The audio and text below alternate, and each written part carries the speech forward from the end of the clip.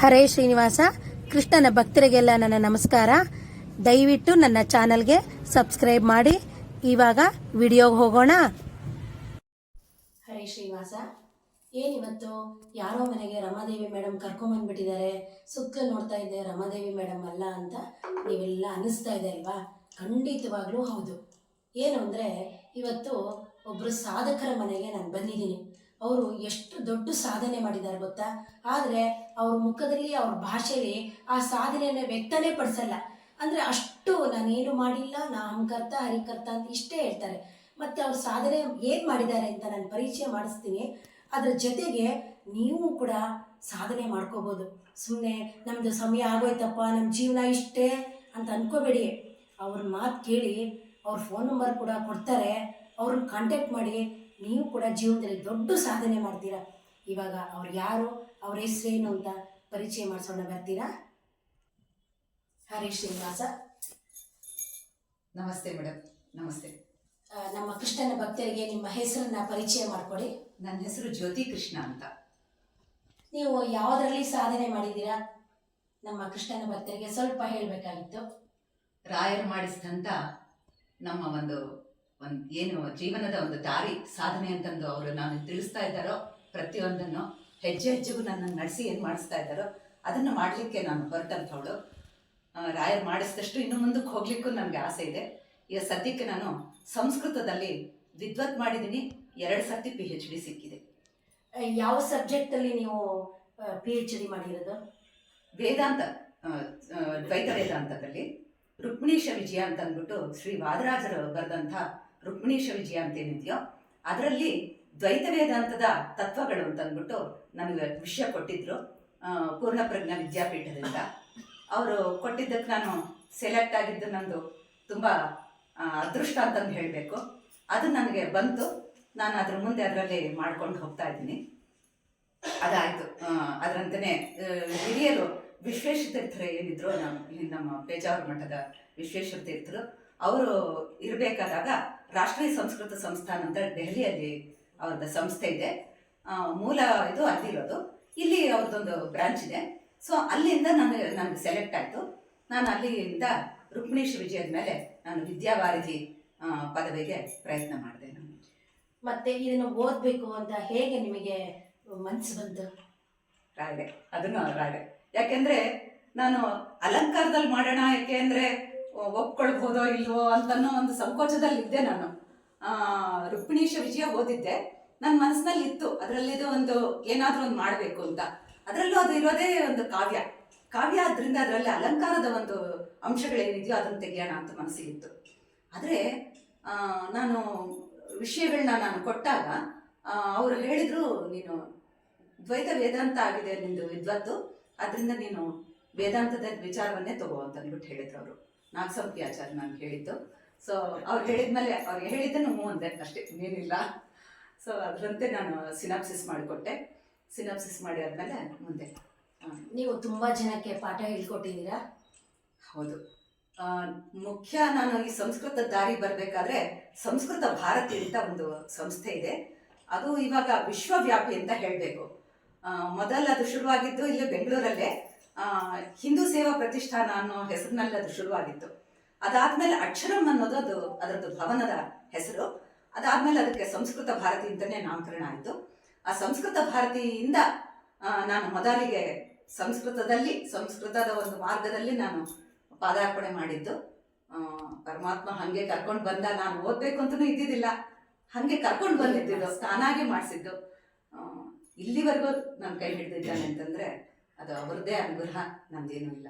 ನೀವು ಯಾವ ಊರಲ್ಲಿ ಪಾಠ ಮಾಡಿದ್ದೀರಾ ಮಕ್ಕಳಿಗೆ ಅಂತಂದರೆ ಮೊದಲು ಮಕ್ಕಳು ಅಂತಲ್ಲ, ನಮ್ಮ ಸ್ಟೂಡೆಂಟ್ಸ್ ಹೇಗಿರ್ತಾರೆ ಅಂದರೆ ಚಿಕ್ಕ ಮಕ್ಕಳಿಂದ ಹಿಡಿದು ವಯೋವೃದ್ಧರ ತನಕ ಇದ್ದೇ ಇರ್ತಾರೆ ಎಲ್ಲರೂ.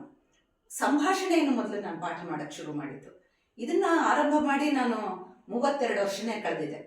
ಅಲ್ಲಿಂದನೂ ಬಿಟ್ಟಿದ್ದೀನಿ ಅಂತಿಲ್ಲ, ಮಧ್ಯದಲ್ಲಿ ಗ್ಯಾಪ್ ಬೇಕಾದಷ್ಟು ಬಂದಿದೆ. ಯಾಕೆಂದರೆ ನಾನು ಸಂಸ್ಕೃತದ ಸಾಹಿತ್ಯ, ವಿದ್ವತ್ತು ಮತ್ತು PhD ಇಂಥದ್ದೆಲ್ಲ ಮಾಡಬೇಕಾದಾಗ ಸಾಕಷ್ಟು ಗ್ಯಾಪ್ ತಗೊಂಡಿದ್ದೀನಿ.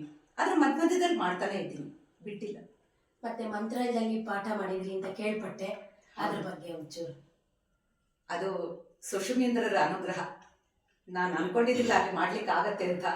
ಆದರೆ ಸುಷುಮೀಂದ್ರರು ಅಲ್ಲಿ ಪೀಠಾಧಿಪತಿಗಳಾಗಿದ್ದಾಗ ಅವರು ನನಗೆ ಆದೇಶ ಮಾಡಿದರು, ನೀನು ನಮ್ಮ ವಿದ್ಯಾಪೀಠಕ್ಕೆ ಬಂದು ಒಂದ್ಸಲ ಈ ನಮ್ಮ ಹುಡುಗರಿಗೆಲ್ಲ ಹೇಳ್ಕೊಡ್ಬೇಕು ಅಂತ. ಹಾಗಂದಾಗ ನನಗೆ ಒಂಥರ ಬ್ಲ್ಯಾಂಕ್ ಆಗ್ಬಿಡ್ತು. ನನಗೆ ನಾನು ವಿದ್ಯಾಪೀಠದಕ್ಕೆ ಹೋಗಿ ನಾನು ಏನು ಮಾಡ್ಲಿಕ್ಕೆ ಸಾಧ್ಯ ಆಗ್ಬೋದು ಅಂತ ಅನಿಸ್ತು ನನಗೆ. ಅದಾದಮೇಲೆ ರಾಯರೇ ಹೊಳಿಸಿದ್ರು ಯಾವ ಥರ ಮಾಡಬೇಕು ಅನ್ನೋದು.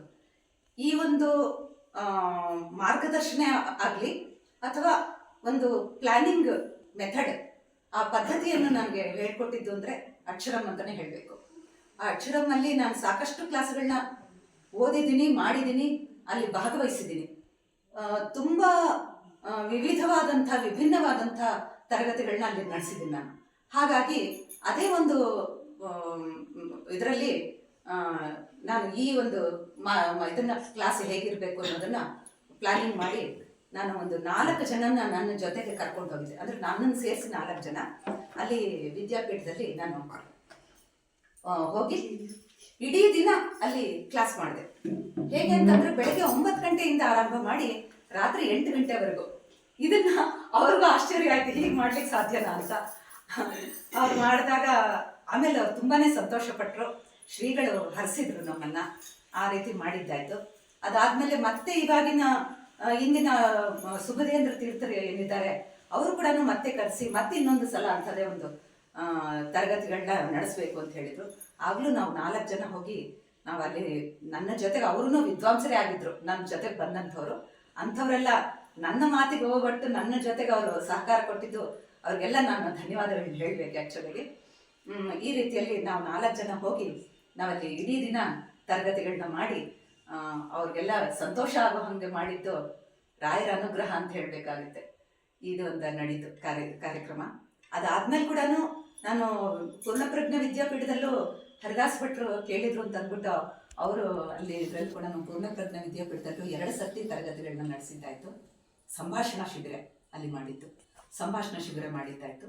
ಈ ಮಂತ್ರಾಲಯದಲ್ಲಿ ಮಾಡಿದಾಗ ಅಲ್ಲಿ ವ್ಯಾಕರಣವೂ ಹೇಳ್ಕೊಟ್ಟಿತ್ತು, ಸಂಭಾಷಣೆ ಜೊತೆ ವ್ಯಾಕರಣವನ್ನು ಹೇಳ್ಕೊಟ್ಟಿತ್ತು.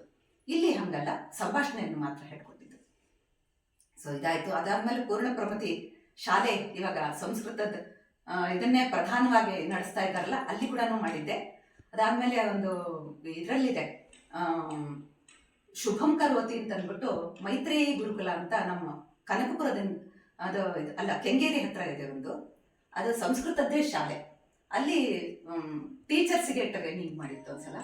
ಅದಾದಮೇಲೆ ಇಲ್ಲಿ ಅರುಂಧತಿ ಶಾಲೆ ಅಂತಿದೆ, ಅದು ಉತ್ತರಾದಿ ಮಠದ ಸ್ವಾಮಿಗಳು ನಡೆಸ್ತಾ ಇರೋಂಥ ವಿದ್ಯಾಪೀಠ ಅದು. ಅಲ್ಲಿ ಟೀಚರ್ಸಿಗೆ ಮತ್ತೆ ಒಂದು 3 ತಿಂಗಳ ಕ್ಲಾಸ್ ನಡೆಸಿದ್ದೆ ನಾನು.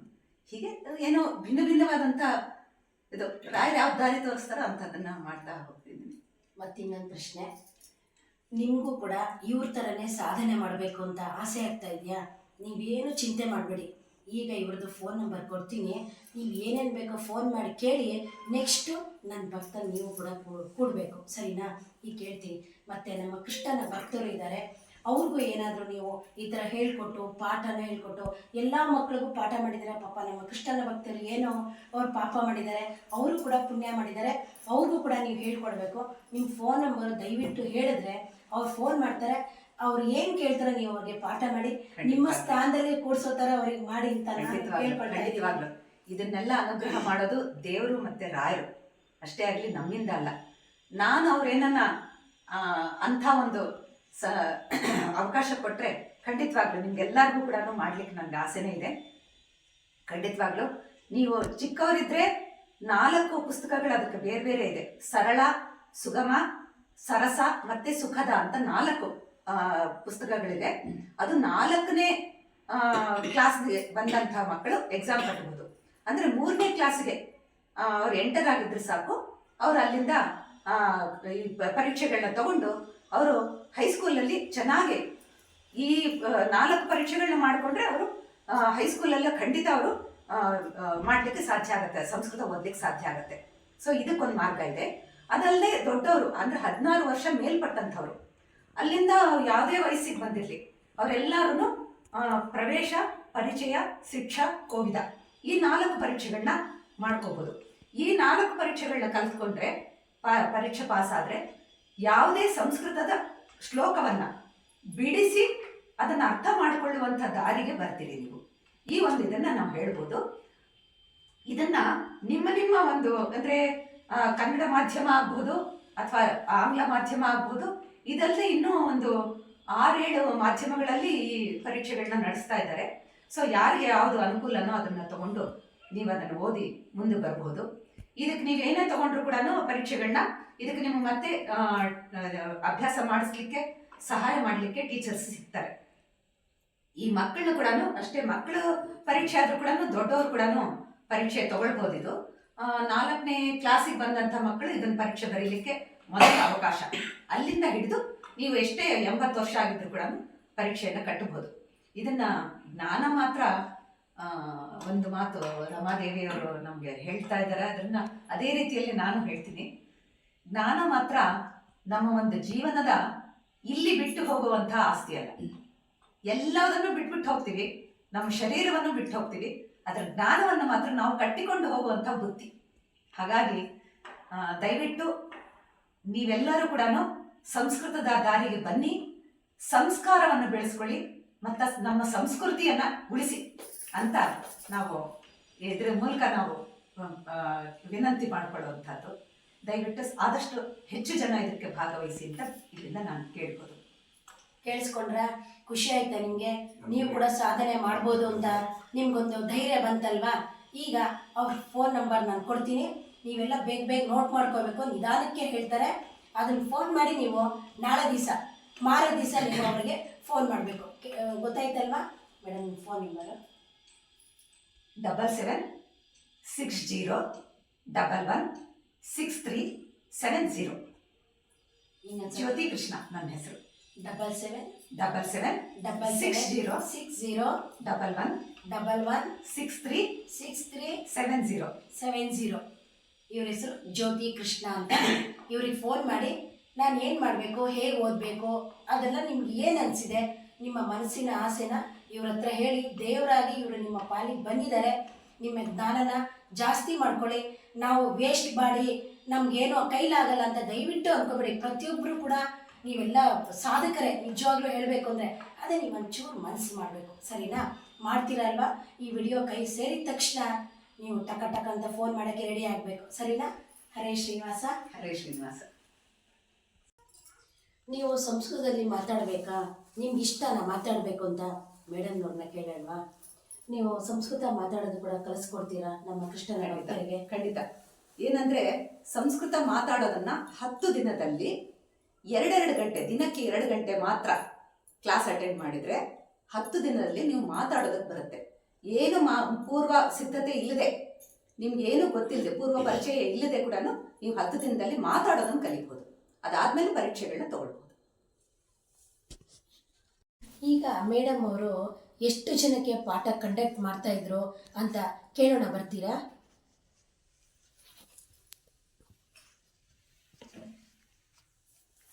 ನನ್ನ ಹೆಸರು ಭಾರತಿ. ನಮ್ಮ ಅಕ್ಕನೇ ಇವಳು.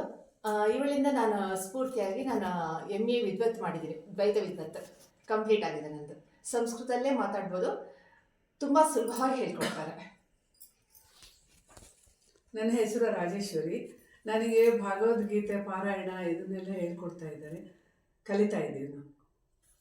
ಮಮ ನಾಮ ರಾಮಲೀಲಾ. ನಾನು ಜ್ಯೋತಿಯವ್ರ ಮುಖಾಂತರದಿಂದ ಅಕ್ಷರಮ್ದು 3 ಎಕ್ಸಾಮ್ ಆಯಿತು. ಹುಬ್ಬಳ್ಳಿ ಎಕ್ಸಾಮು 3ನೇದು ಇವಾಗ ಫೆಬ್ರವರಿನಲ್ಲಿ ಬರಿತಾ ಇದ್ದೀನಿ. ಅವರು ಏನೂ ಬರಲ್ಲ ಅಂತ ಕೂತಿದ್ದಲ್ಲ, ಅವರು ಕರ್ಕೊಂಡು ಬಂದು ನಮಗೆಲ್ಲ ಹೇಳ್ಕೊಟ್ಟಿದ್ದಾರೆ. ತುಂಬ ಉಪಯೋಗ ಆಗಿದೆ. ಮಮ್ಮ ನಾಮ ಗೀತಾ. ನಾನು 40 ವರ್ಷದಿಂದ ನಾನು ಕಾಲೇಜಲ್ಲಿ ಸಂಸ್ಕೃತ ಓದಿದ್ದು. ನಾನು ಕಲ್ತ್ಕೊಳ್ಳೋದೇ ಇಲ್ಲ ಅಂತಂದರೆ ಬಲವಂತ ಮಾಡಿ ಇವ್ರು ಕಲಿಸಿ ನಾನು 2 ಎಕ್ಸಾಮ್ ಪಾಸ್ ಮಾಡ್ಕೊಂಡು ಇವಾಗ ನೆಕ್ಸ್ಟ್ ಫೆಬ್ರವರಿ ಕಟ್ಟಿದ್ದೀನಿ. ಗುರುಗಳಿಗೆ ಧನ್ಯವಾದಗಳು. ನನ್ನ ಹೆಸರು ರೂಪಾ ಅಂತ. ನಾನು ಜ್ಯೋತಿಯವ್ರ ಜೊತೆ ಭಗವದ್ಗೀತೆ ಪಾರಾಯಣದಲ್ಲಿ ಭಾಗವಹಿಸ್ತಾ ಇದ್ದೀನಿ. ಹರೇ ಶ್ರೀನಿವಾಸ. ಹರಿಸರ್ವೋತ್ತಮ ವಾಯುಜೀವೋತ್ತಮ. ಹರಿಸರ್ವೋತ್ತಮ ವಾಯುಜೀವೋತ್ತಮ. ಹರಿಸರ್ವೋತ್ತಮ ವಾಯುಜೀವೋತ್ತಮ.